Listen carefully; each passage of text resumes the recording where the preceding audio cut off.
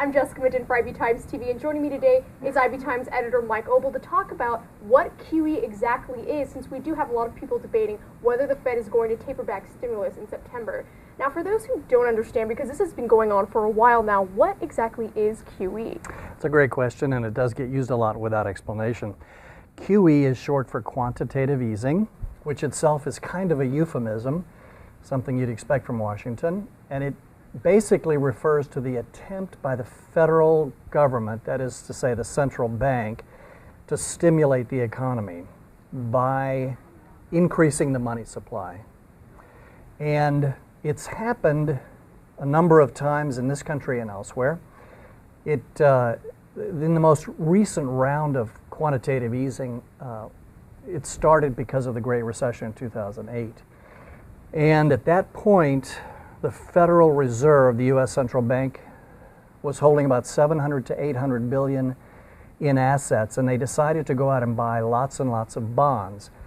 The reason for that, the reason for QE, is because if you buy bonds, you create demand and you raise the price, but the price of bonds moves in the opposite direction from the interest rate.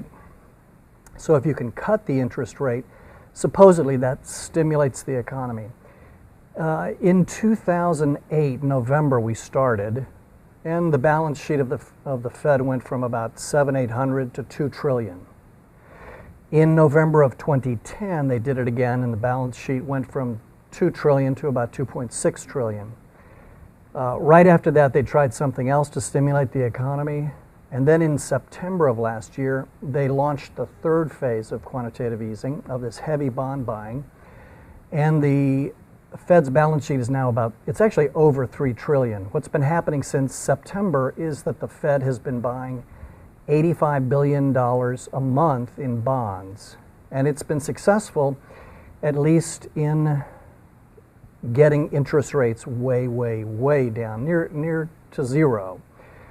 There's a lot of talk about whether it's actually contributed to job creation, contributed to stimulating the economy or not, but that's kind of the short version definition of QE.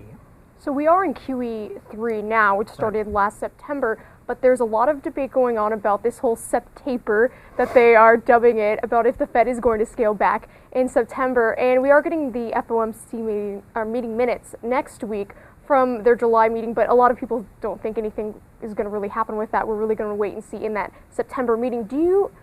What do economists really think will happen in September? Is this really the time they are going to taper? I think it's hard to see them not tapering somewhat.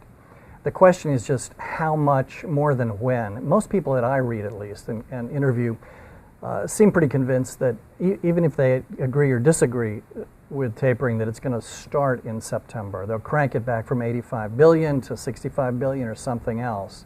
A lot of the question about how much tapering or reduction in bond buying actually takes place next month has to do with, as you mentioned, economic variables. What's the FOMC saying? What are earnings doing? And especially, what is unemployment doing? Unemployment has been one of the targets that the Fed has set, in the past at least, for them to begin reducing this quantitative easing. So I think September, we start reducing the bond buying, and the phrase on Wall Street is taper. So that's the second part of the vocabulary lesson today. QE, taper. Taper, scale back. Yeah, right. Exactly. Well, thank you so much again for your insight. It was a pleasure. You're welcome.